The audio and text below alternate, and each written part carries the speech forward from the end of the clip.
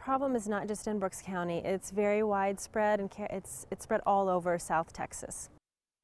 Hundreds, possibly thousands of unidentified bodies are buried across the Rio Grande Valley. They are presumed migrants. No names, no stories, usually no grave markers. Texas law requires unidentified remains be investigated. The law mandates DNA samples be taken and put into a database before the remains are buried. It says precise documentation must be kept for the locations of the burials. An investigation revealed those laws are not always followed in the Rio Grande Valley. Channel 5's Leslie Aguilar dug into this issue. She has more on the problem, the law, and what's being done to correct it. In tonight's special report, Buried Without a Name. Sacred Heart Cemetery in Falfurrias is almost full, but plots are opening up. That might be another one.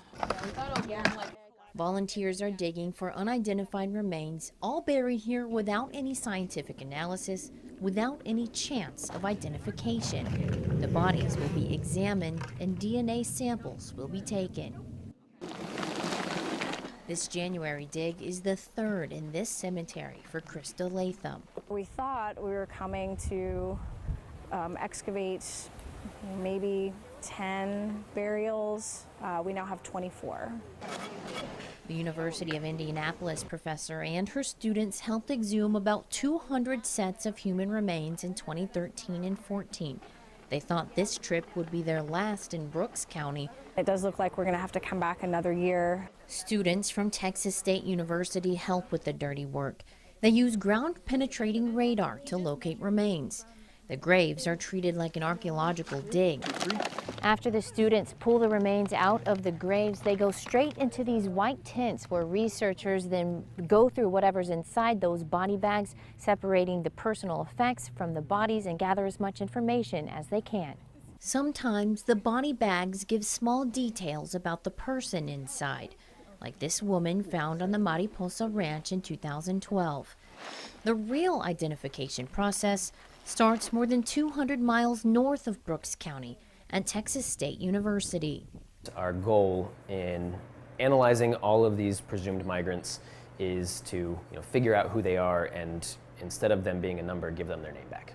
Tim Gocha leads the team tasked with analyzing the remains. I would just grab some of the tweezers and pick them out as best you can. Skeletons are painstakingly cleaned and laid out to be studied. These bones belong to the youngest person who's been exhumed in Brooks County so far, a child, 11 to 14 years old. So far, the forensic team identified 21 people. That gives their families a chance to pay their last respects and bury them with dignity. It's very humbling sometimes, working with them and seeing the grief and the loss in their faces. It allows them a sense of closure.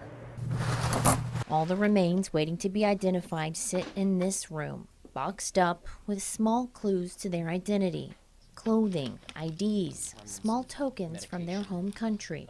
Over 200 presumed migrants sit in these boxes waiting to be identified, but researchers estimate there are still hundreds buried in cemeteries all across the Rio Grande Valley. The sad reality is how many individuals might be out there who haven't even been found yet. Gocha showed us maps of other cemeteries across South Texas. Unidentified bodies are buried there too. He's part of a team going county to county, mapping out spots that will eventually have to be exhumed, just like in the Falfurrias Cemetery. This problem is not just in Brooks County. Professor Kate Spradley says they've found at least 130 burials in these 7 counties alone, and they're just getting started. But there are hundreds more that will never be recovered, maybe even thousands. The state of Texas lays out how counties should deal with unidentified remains. Each county goes about it differently. Each county is unique in the way that they handle unidentified human remains. One law requires counties to collect samples from unidentified human remains so DNA can be entered into national databases. Another law states a medical examination on an unidentified person shall include the following information. The law then lists requirements that could easily be performed by a medical examiner or forensic anthropologist. One of the requirements, precise documentation of the location of burial of the remains. That's the one requirement every county in the Rio Grande Valley has failed on in the past. Some are still failing today. That makes the mission of mapping out where unidentified remains are buried a daunting task. It's been extremely difficult. There's no paper trail, and it's usually memory recall. One example, Starr County. A simple piece of paper with the words John Doe are protected with plastic and aluminum. This is the only marked unknown grave in the Rio Grande City Cemetery. It's a guessing game. What was buried here or not buried here. Eddie Canales is also helping in the cemetery mapping effort. This area right in here, I think one area right over there. He showed us plots where unidentified bodies are buried unmarked. In some spots, a rise in the earth indicates there's a body below. Other areas are flat. Canales introduced us to the cemetery's groundskeeper, Andres Lopez. Lopez remembers where he buried John and Jane Does. How many unidentified bodies do you think are here? There have been plenty. 40, 50? More than that. Hundreds? Maybe 100. Lopez lives next to the cemetery. He remembers back 50 years. He tells us many unidentified people are buried here under mysterious circumstances. They found a body once, some years back without a head. They did a very serious investigation on it. No markers. Canales hopes to get permission from Starr County to do exhumations here, just like the Falfurrias Cemetery. Exhuming all the bodies buried without proper investigation across the entire border is a huge task to undertake. Like in Brownsville, one of the cemeteries over there is supposed to have 100 or so or more. We've told we can't even see the burial site. It's kind of odd. The sheer number of bodies can be a burden on counties with limited budgets and resources. You see how we collect everything is collected? Sheriff Benny Martinez says his county now has a protocol when it comes to unknown remains, a protocol that follows the law. We took a hard hit on it, and so be it, but it's got corrected.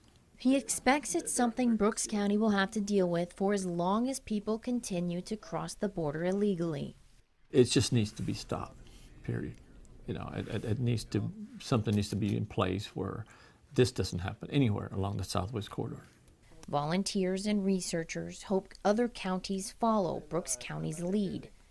They want the state to enforce the laws already in place. The state of Texas should probably be taking these cases a little bit more seriously than just assuming that they're all migrants and burying them without identification efforts. Clean up all that dust. Migrant or not, these volunteers believe everybody deserves some dignity in death, like a name on a grave, a legacy of some sort, and a loving goodbye from family. In Brooks County, Leslie Aguilar, Channel 5 News at 10.